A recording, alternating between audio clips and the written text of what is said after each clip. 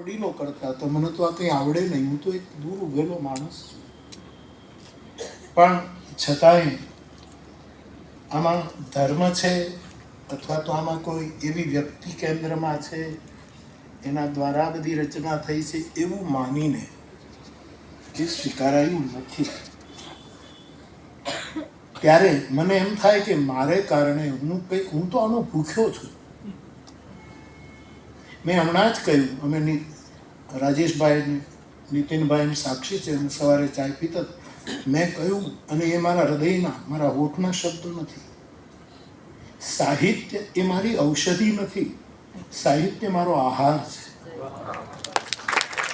આ ઔષધિ માટે હું નથી કરતો, કારણ ઔષધિની એને જરૂર પડે જે બીમાર હોય. હું બીમાર નથી.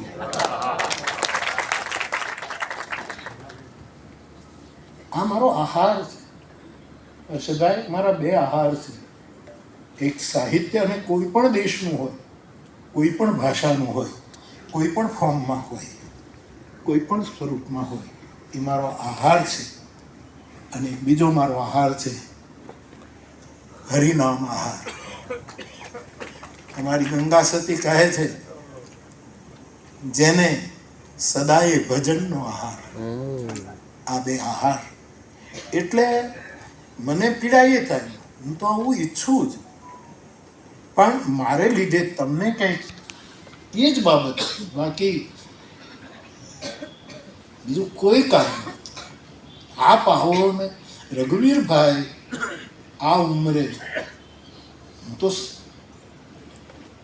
સમય પહેલા જાઉં પણ મારા પહેલા આવીને બેસી.